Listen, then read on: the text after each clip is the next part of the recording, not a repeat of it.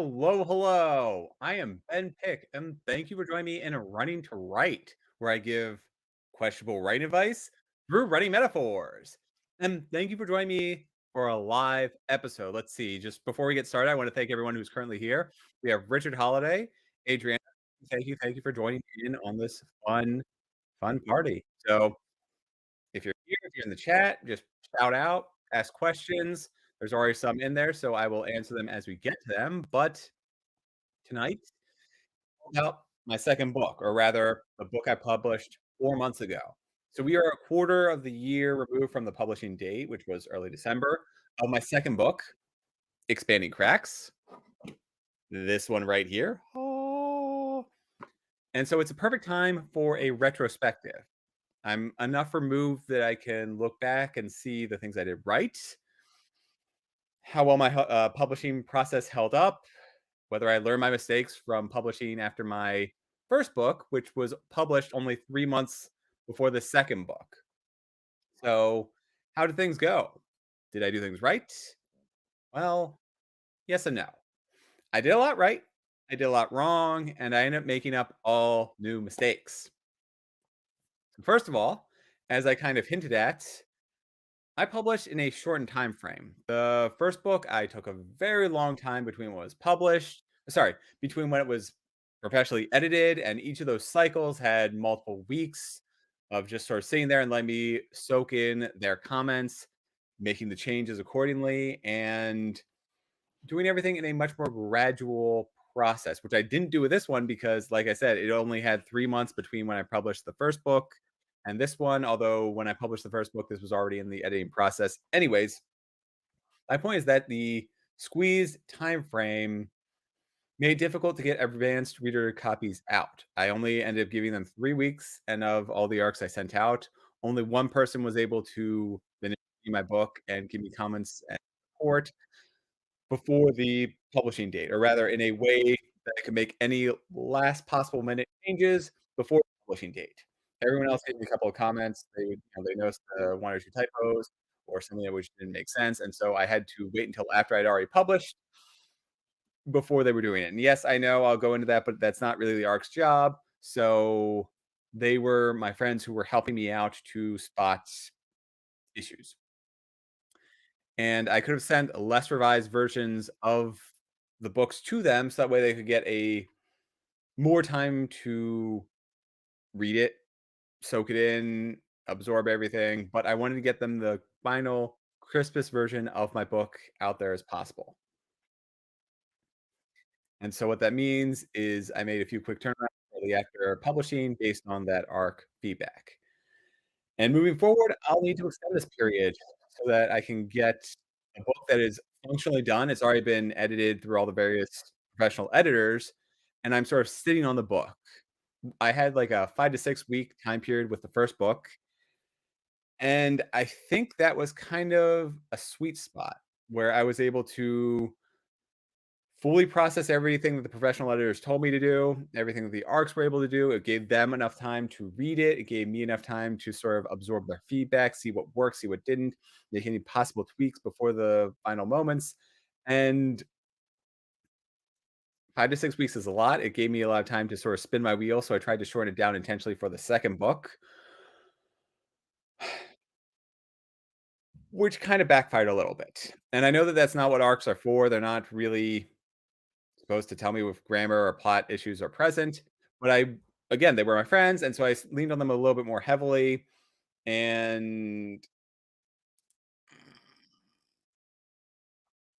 eh, I'm kind of okay with that. They helped me out before, they helped me out now. So yes, it's not what arcs are intended for, but it also, while they were going through and reading the book to help promote it, which is what arcs are really supposed to do, advanced the people who send advanced reader copies to,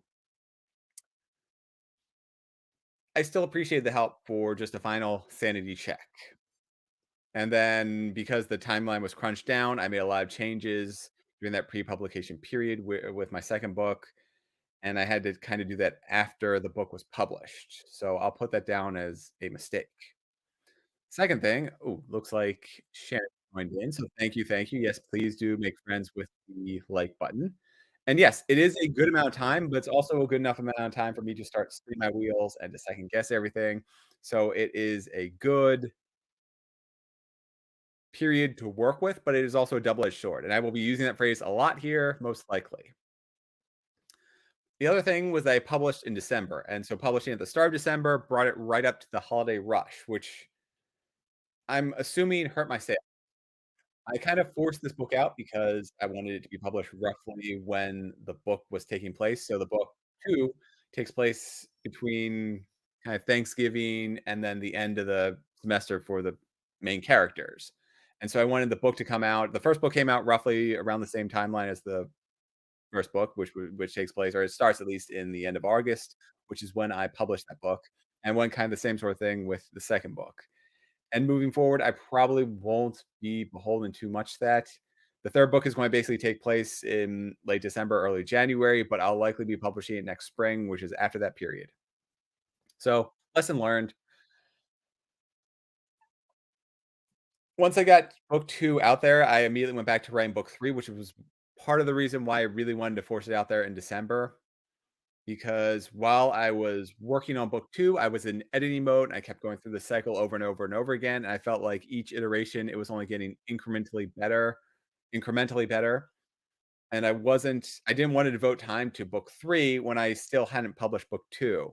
So there were kind of 2 reasons why I wanted to publish it then, and if I didn't publish it then, I would have really wanted to wait until late January probably, or even February, because that would be enough away from the holiday time period, and then once you get into the new year, there's usually kind of like a backlog of people who wanna publish, so January is also a bad month to publish, and then February becomes a secondary, there's a lot of people publishing their books in those early months because they didn't wanna get them out in December when things would get lost. So, to accommodate that, I just decided to publish it in early December, which caused me, because I have waited until February, I felt like I would have been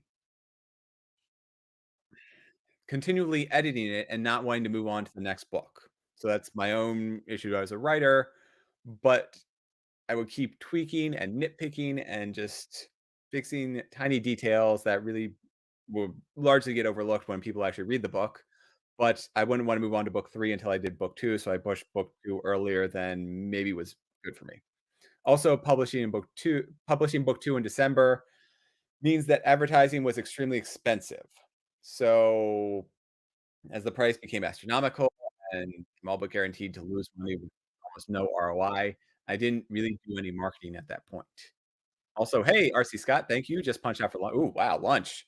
It is 7 o'clock my time, so I guess your Chicago time, which is 2 hours, but that still feels like a late lunch. So I'm very sorry that it's so late, but thank you for joining in, and I hope I can entertain you while you are eating. So along with that this is the third thing. Along with that crunch down time frame, I kind of mentioned how I went from one professional editor to the next, to the next, to the next. I think that's probably one too many. But either way, in between each professional editor, I had maybe days to read through my entire book and update all the comments accordingly. And that was a very, very difficult thing to do.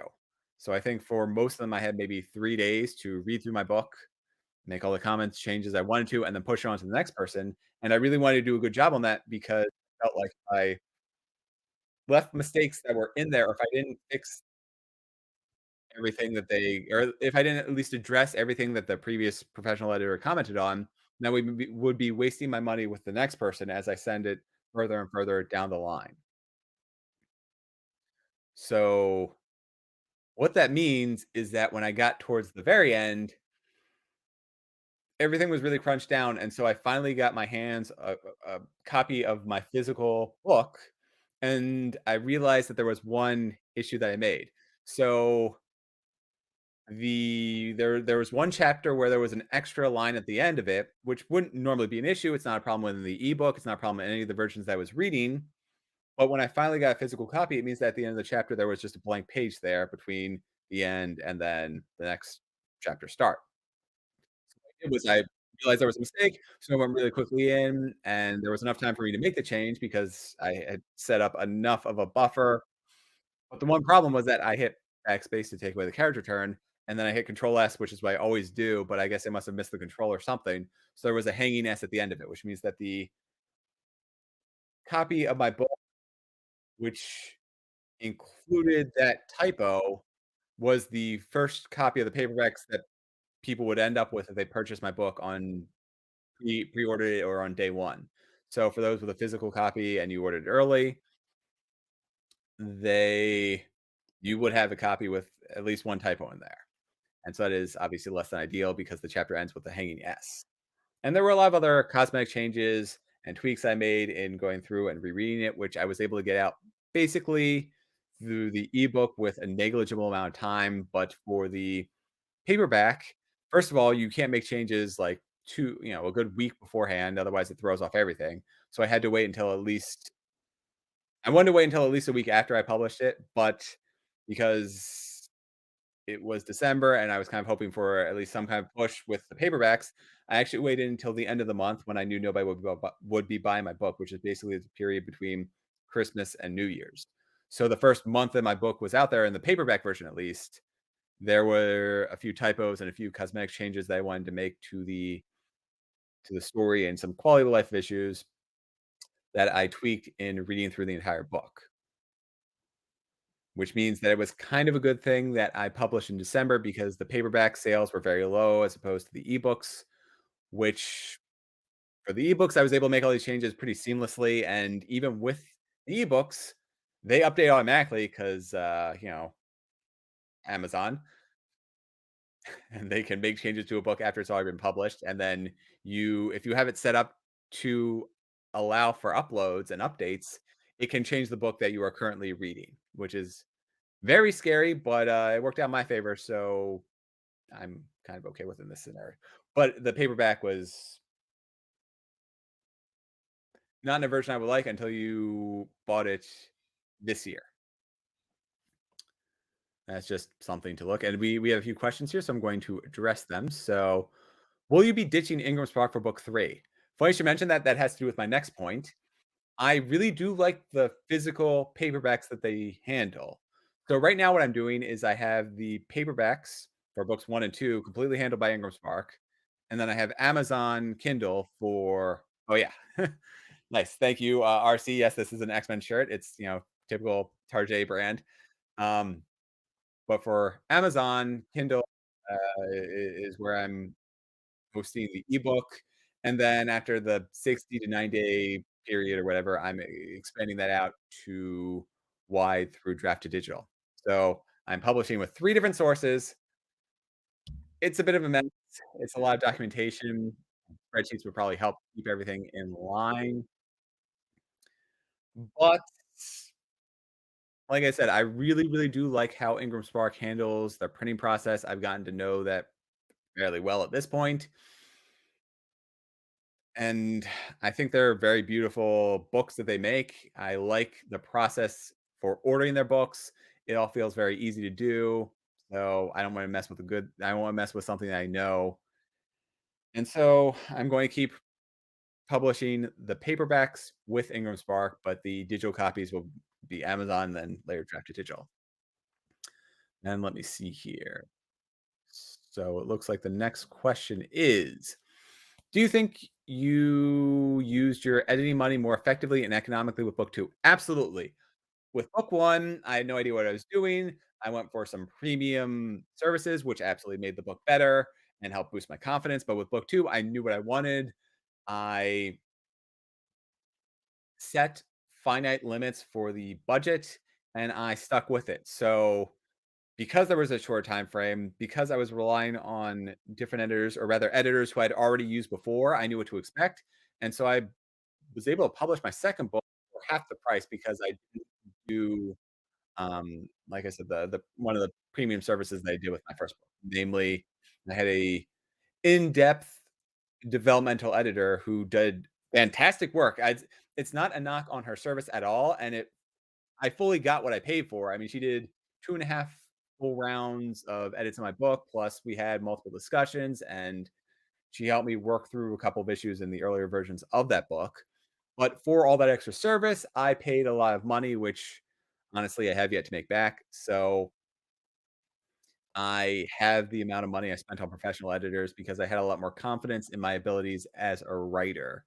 And I didn't necessarily need that developmental editor to sort of work through some of the issues with the first book and then pat me on the back when I was done. Let's see here. Next up. What was one thing you learned from your editor that you're able to pick for yourself now? Ooh. Honestly, I think I'm better at recognizing when plot points don't work or when there are plot holes in the story. So, like I mentioned with book one, the earliest versions of that, when I started sending off to professional editors, were kind of a mess from a plot standpoint.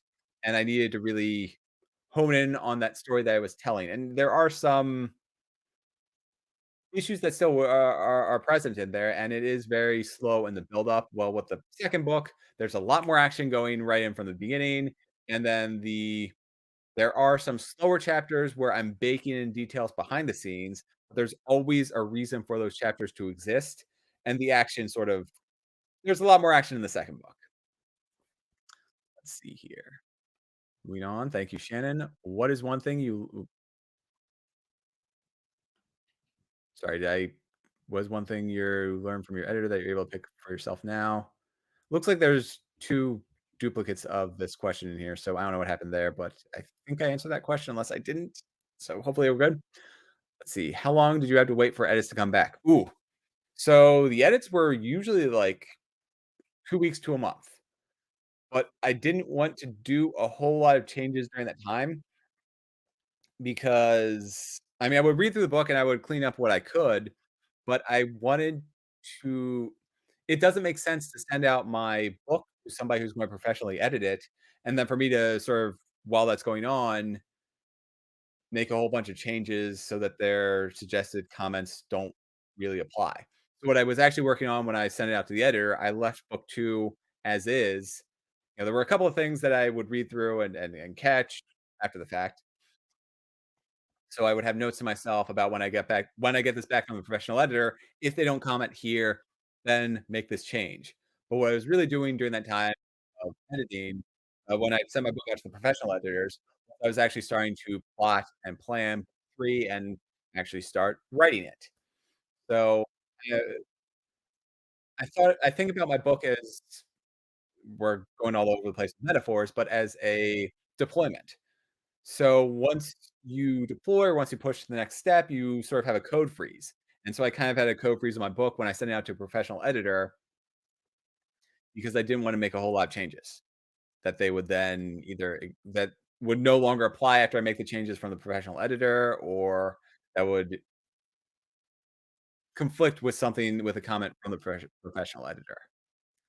See, I already answered this one about ditching Ingram Spark. Let's see. What are you planning to do to market both books? Ah, you are skipping ahead to my next couple of bullet points. So I'm going to see if there are any other questions. And let's see here. Will you be looking for a narrator? I should. I completely believe that I should. Unfortunately, that is a huge monetary investment, which I don't have the means to handle at the moment. For example, I'm already in the red from professional editors as is. So it's going to take me a very long time to sort of get up to a level that I'm comfortable with getting a narrator to then use that as a marketing plan to advertise my book. So I recognize that I could do a lot with Audible or with just having a narrator and distributing on my own, but I don't see, based on sales, the monetary investment getting a good return. Let's see here. Will you use beta readers or critique partners to iron out those plot issues before you lay down words? I find it very helpful. Yes, I had a group of beta readers of which I think you were a part of. So maybe I had you as an ARC reader. I can't quite remember for the second book. It's been a while now. But I'm assuming since you're asking the question, that was either a lead in or you were actually an ARC when I thought you were a beta reader. Either way, I do have beta readers and yeah, they have been incredibly helpful. see here. Yeah, so comments on ChatGPT to help make everything better. That could work. Awesome. So I'm fully caught up, and I think if you got any more questions, feel free to ask them. I will answer them as honestly as possible. That's what this whole topic is all about. But we are moving on to marketing. And so I made a stronger push in January and spring. I guess technically we're still in spring. So I made a stronger push at the start of the new year to promote my second book. Unfortunately, though, point number four is that I lost momentum. There was kind of a stutter, stop, whatever the phrase is, where I published in December and then kind of I did a I did a book launch on this channel, I believe, and I advertised it on other people's channels, but then there was kind of this code freeze where I wasn't really advertising my book until the new year because it was December. So, this is where I'm going to talk about the sales, and these are my numbers, but there is a very big asterisk here. In transferring my ebook to from Ingram Spark to Amazon, so for the first book, I was publishing in Ingram Spark only, where they were handling all distribution. It went in Kindle, it went wide, and you can do that all with Ingram Spark very easily. So that is a bonus for them, but because it's them using Ingram Spark to then publish into Kindle, the metrics I was getting back were utterly terrible, and I'll go into that in just a second. But I basically had no idea how many ebook sales I had, and that was even before this current issue. But long story short, what I did was I decided to publish for the second book in Ingram Spark, for the paperback in Amazon, for the ebook, and then later on to draft to digital. What I did for the first book then was I went back, removed it from Ingram Spark, and then added that into Kindle, and I'm going to add that soon into draft to digital. In transferring the book from Ingram Spark to Amazon, which I did in January, I lost all the previous information on the ebooks in Ingram Spark. So the records I kept were based on the PDFs that Ingram Spark generated, which were also at least 2 months delayed, and I've been even when I was only using exclusively Ingram Spark, I was still trying to tie the sales and the money made to when those sales actually occurred, and even knowing who made the purchases and when they made the purchases, I still couldn't tie things directly, and it's much more difficult with, say, just the bulk US r output that I was getting from English Spark, but I got ebook information from Germany, and there was only 1 sale, and I basically only know 1 person in Germany who bought my book, so I can make some very, very explicit assumptions about who made the purchases, when they made the purchases, and based on the feedback I was getting from English Spark, it was useless. So, that was also coupled with the fact that once I deleted my ebook version from Ingram Spark, it now no longer has any data whatsoever. So all the PDFs I downloaded, and I have no information about any of the ebook sales that I made previously. So I'm going to be comparing my book 1 paperback sales to my book 2 paperback and ebook sales. For Falling Through, I sold 116 copies over the 4-month quarter from when it was published, which was late August, mid-August? It was published in August, and then 4 months later, I made 116 sales total with paperbacks. I think there might be another 30 or 40 with the ebooks, but again, those numbers, there's a wide amount of there's a wide amount of contradictions. So at best guess, let's just say 16, which again is phenomenal. And I need to thank you all so much because book one came out much, much stronger than I expected. And I owe that almost entirely to everyone here and my very supportive family. But I could not have made nearly that much of an accomplishment without all of you. So again, thank you. I know I've said that before, but I really do genuinely mean it. That far exceeded any of my expectations. I think 100 sales in the first month was mind blowing. And difficult to wrap my head around. But moving on to book 2, again, with that lost momentum, the evidence is that I only sold 45 books over that same period, which, again, perfectly fine. I didn't really market the book. I didn't really I think basically the only people who knew that the second book came out are you all. So, that is, again, better than I thought I would do given how little marketing I've done. And so I definitely feel like I took a hit publishing in December and then not really doing much with it until the start of the new year. And that brings me to 5, which is money wastes. There were no noticeable sales bumps from the promotions I did. I did Facebook ads, I did book bundles, and I did some fantasy newsletters where they added my name and promoted my book. And I'll be doing a full episode on the marketing mistakes I made. So keep an eye on that probably in 2 months. That being said, though, I mean, all the money that I spent in marketing, I feel like I've learned something from. I don't feel like the money was a complete waste.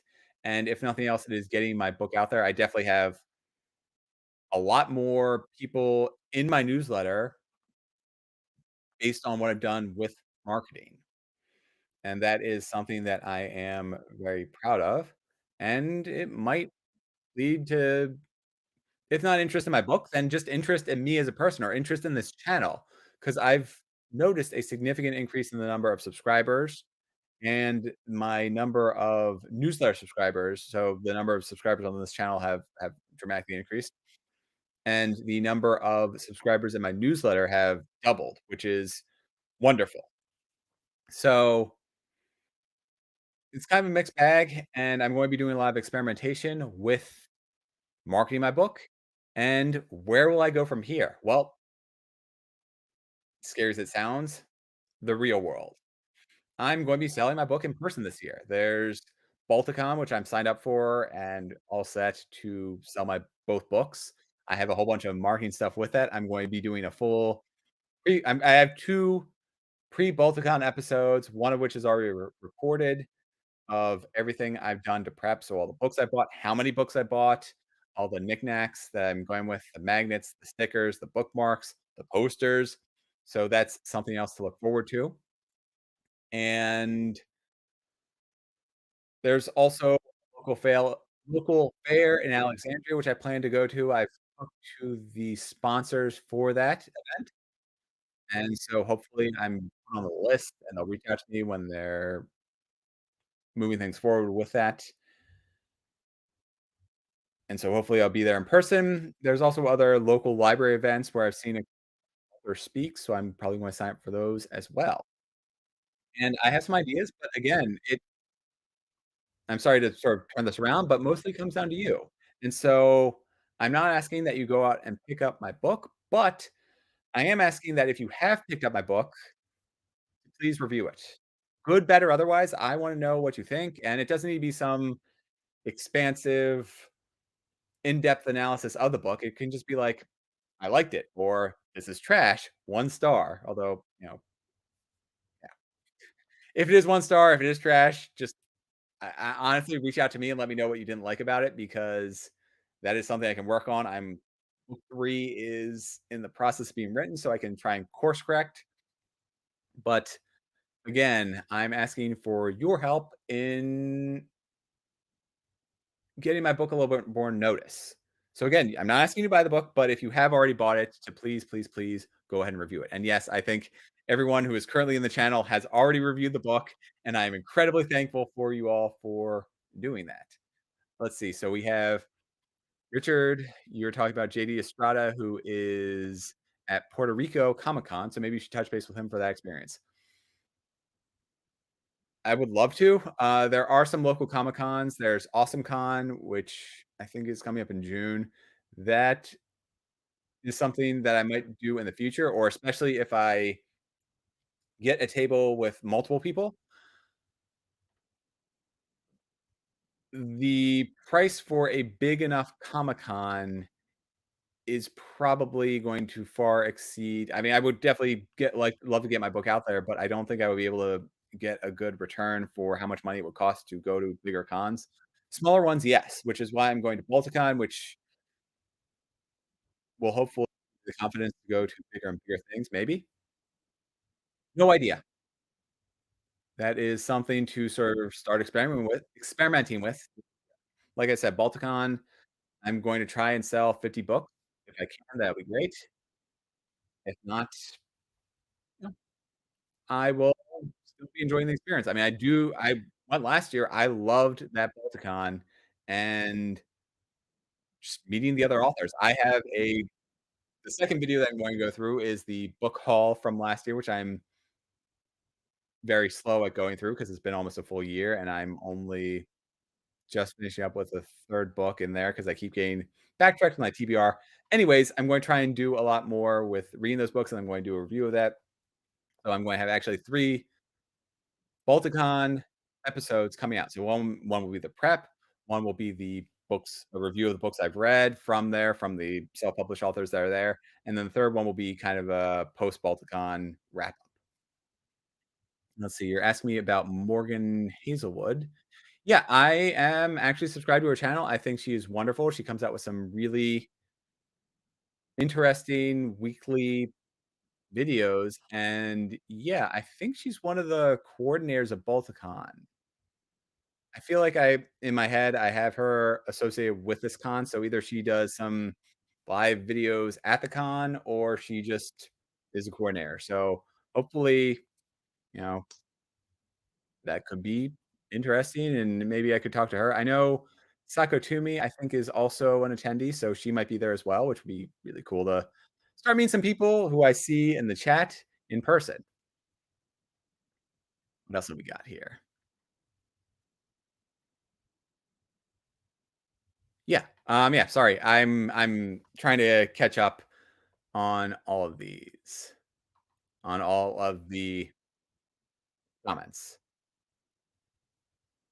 So yeah, I mean, I would be interested in meeting Morgan Hazelwood. I would think it would be cool to set up maybe a live thing. I don't know if I honestly, I probably won't be bringing my audio equipment, but I might consider it. I don't know. It depends on how much stuff I can fit in my car. And yes, I would love to go to cons. Puerto Rico Con, it would be fun to go to. I don't know if it makes sense for me to go there as a vendor. Um, who knows? I would love to visit Puerto Rico if I could maybe get that time to coincide with when the con goes. Although I don't know how I feel about going on a vacation that I then work. Maybe I'll just go to the con just to have fun. That might be better for me and for my sanity. Let's see here. Oh, sorry. Yeah, back to work. Definitely do not get in trouble for watching the show. Maybe I'm wrong island. Oh, are you saying you want me to visit UK? Because you were talking about Puerto Rico. I say that wrong? You were talking about how JD Estrada is at Puerto Rico Con, Puerto Rico Comic Con. I don't know. Sorry, I don't understand what you're saying, what you're talking about, Richard, unless you're hinting that you want me to come visit the UK, not Puerto Rico. Yeah, fair enough, fair enough. Well, we'll see. I might be able to swing something. I know I just missed out. There was a security conference in Dublin, which I guess I could have gone to if I planned better, but oh well. And I know that Scotland, it still would be a hop to get to you in London, but it would be much, much closer than, say, where I am, where there's a whole ocean between us. Anyways, I am rambling. I want to thank all of you for coming in tonight. Hopefully, if you're watching this on the replay, feel free to message me. Feel free to ask me any questions. I will be open and honest about my sales, about everything in publishing. And if you have any questions, I might even make a video topic so that way it can better address any of your questions, concerns, whatever. So, I am Ben Pick. Thank you for joining me in Running to Write. See you next time. Until then, whether for me or for any other self published author or any author in general, please post those reviews. You have no idea how much it will brighten our day or or how wonderful it feels to get that feedback of, hey, somebody read our book.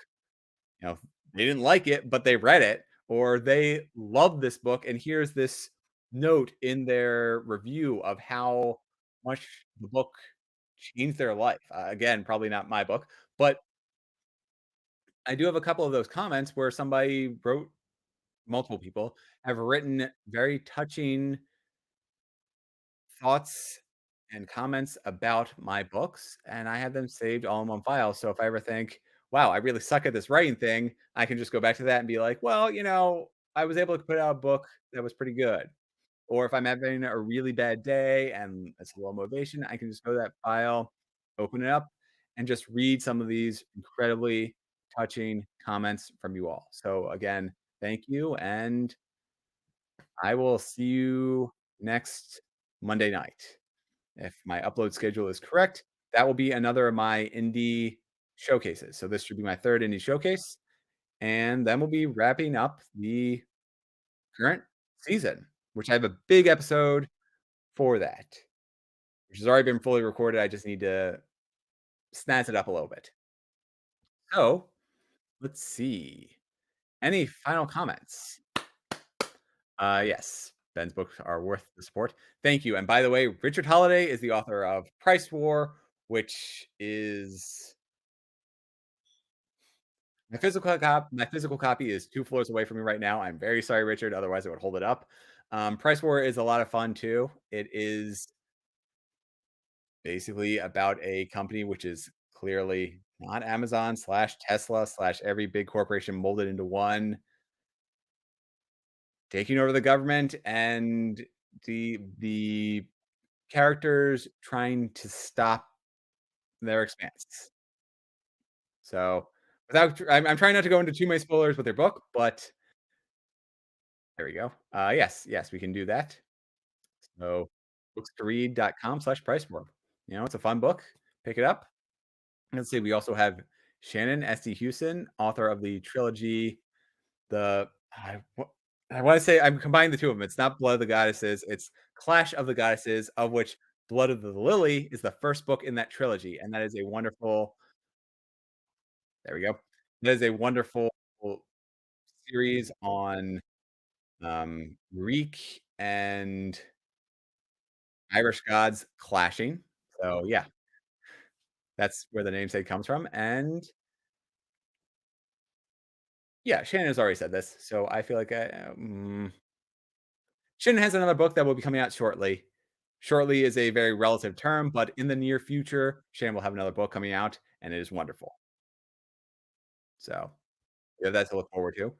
And let's see here. Well, I, yeah, I feel like I want to say so much about it, but I'm held back at the moment because it's not out yet. Yes, A Curse with Scale and Feathers coming soon.